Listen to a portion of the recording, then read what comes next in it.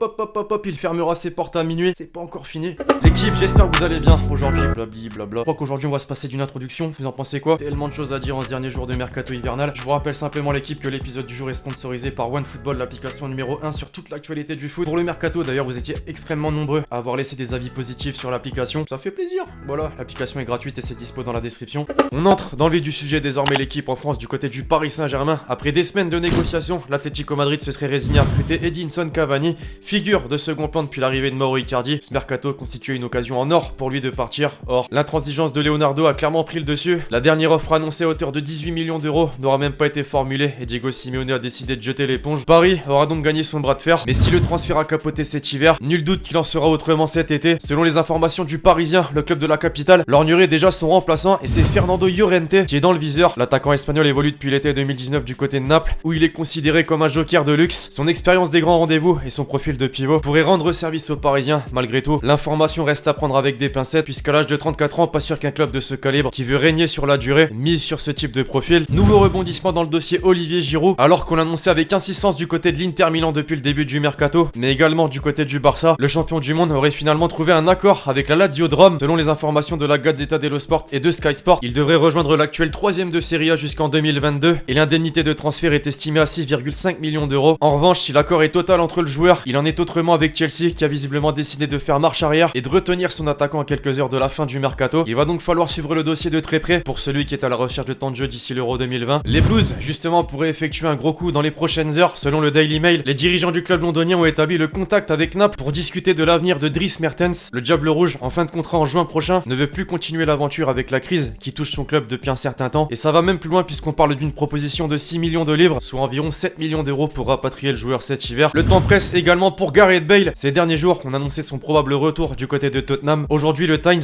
confirme que les Spurs veulent tenter le tout pour le tout afin de convaincre les dirigeants du Real Madrid de céder son joueur. Daniel Levy aurait même récemment rencontré Florentino Pérez afin d'évoquer le dossier Christian Eriksen qui a finalement signé à l'Inter Milan, mais aussi le cas Gareth Bale dans le but de lui signifier son intention de le rapatrier. En revanche, il en est autrement pour Jonathan Barnett, l'agent de l'international gallois, qui a déclaré, je cite, il lui reste encore 2 ans et demi sur son contrat et il va bien, il sera là, tout ira bien. C'est ce que j'ai toujours dit, je ne m'en suis jamais écarté. Les choses pourraient changer, mais les prix sont ridicules. Peu de clubs peuvent se le permettre. De toute façon, il est heureux et espérons-le, gagnera encore quelque chose avec eux. C'est l'un des meilleurs joueurs du monde, pourquoi irait-il quelque part en prêt? Affaire à suivre donc. Après avoir tenté Willian, Ben Yedder, Giroud ou encore Rodrigo, piste la plus chaude mais qui s'est rapidement refroidie avec des exigences beaucoup trop importantes de Valence, le Barça a officiellement annoncé l'abandon des négociations pour la venue d'un nouveau numéro 9 cet hiver, dans l'idée notamment de remplacer Luis Suarez blessé et écarté des terrains pour un peu plus de 3 mois. Alors une question, l'équipe, c'est une erreur d'après vous? Côté officialisation, à présent en France, l'AS Monaco frappe un très grand coup en ces derniers jours de mercato en annonçant 4 nouvelles recrues.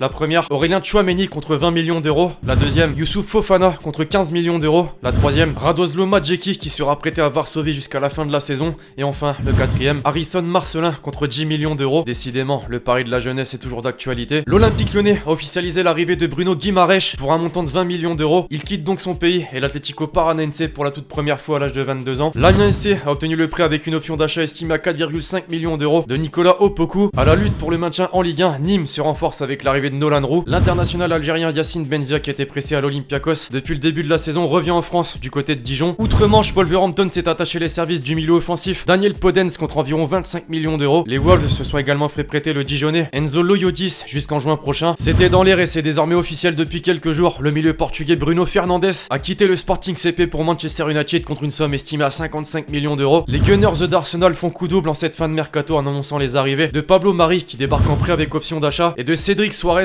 de la même manière. Après avoir vendu Christian Eriksen, les Spurs de Tottenham ont levé l'option d'achat de Giovanni Lo Celso qui a signé un bail de 5 ans et demi jusqu'en 2025. Mais ce n'est pas tout puisque l'actuel 6ème de Premier League a annoncé dans la foulée l'arrivée de Steven Bergwijn. L'opération se serait conclue pour 30 millions d'euros. L'équipe entraînée par José Mourinho justement prête le latéral Danny Rose à Newcastle jusqu'à la fin de la saison. L'attaquant polonais passé par le Stade Rennais, Kamil Grosicki, quitte Hull City pour s'engager avec West Bromwich Albion. L'attaquant strasbourgeois Nuno da Costa s'est engagé avec Nottingham Forest pour un montant de 2 millions d'euros. Prêté depuis le début de la saison à l'AS Monaco, Jean-Kévin Augustin quitte la Ligue 1 pour s'engager avec l'équipe entraînée par Marcelo Bielsa dans le cadre d'un prêt avec option d'achat. Le Barça annonce sur son site internet l'arrivée de Francisco Trincao en provenance de Braga. L'attaquant de 20 ans a coûté 31 millions d'euros et les dirigeants des Rouges et Bleus ont fixé sa clause libératoire à 500 millions d'euros. À 32 ans, le génie incompris Hatem Ben Arfa rechausse les crampons chez le club de Ronaldo Fenomeno, actuellement 16ème de Liga. Un danger de moins pour le Paris Saint-Germain, adversaire du Borussia Dortmund en 8ème de finale de la Ligue des Champions, puisque Villarreal a officialisé l'arrivée de Paco Alcacer contre un montant de 30 millions d'euros. Passé par le Dynamo Moscou ou encore Krasnodar, Smedor Smolov est prêté jusqu'à la fin de la saison par le Lokomotiv Moscou au Celta Vigo. En Allemagne, le Hertha Berlin qui s'est attaché les services de Lucas Touzard annonce l'arrivée de deux nouveaux renforts. Le premier, Christophe Piątek qui faisait figure de second plan depuis l'arrivée de Zlatan Ibrahimovic. Le montant du transfert est estimé à 27 millions d'euros. Le second, Mateusz Cunha qui quitte donc le RB Leipzig pour l'actuel 13ème de Bundesliga contre un montant de transfert estimé à 20 millions d'euros. L'Atalanta Bergame fait de même en annonçant les arrivées de Raúl Bellanova prêté par Bordeaux jusqu'à la fin de la saison et d'Adrien Temeze lui aussi prêté par l'OGC Nice. Après un an et demi passé à l'Inter, Matteo Politano est prêté avec option d'achat obligatoire à Naples. En ce dernier jour de mercato, la Fiorentina récupère Igor qui arrive en prêt avec obligation d'achat en provenance de la Spal et Alfred Duncan en provenance de Sassuolo de la même manière. L'AS Roma continue de miser sur la jeunesse. L'ailier de 21 ans Carles Pérez s'est engagé sous la forme d'un prêt avec option d'achat obligatoire de 11 millions d'euros plus 3,5 de bonus chez l'actuel 4ème de Serie A. Annoncé à l'Inter, l'attaquant brésilien Gabigol reste à Flamengo contre une transaction estimée à 17 millions d'euros. Ricardo Rodriguez est un nouveau joueur du PSV Eindhoven. Il est prêté avec une option d'achat par l'AC Milan. Et enfin, Wilfried Bony rejoint l'Arabie Saoudite en s'engageant du côté d'Al Ittihad. Bref, voilà l'équipe, c'est tout pour cet épisode, le dernier de ce mercato hivernal. Un gros merci à tous ceux qui ont suivi la série du début à la fin. Je compte sur vous pour lâcher un gros pouce bleu sur cette vidéo. Puis d'ici là, on se retrouve très vite sur la chaîne YouTube pour de nouvelles vidéos. C'était Lexity.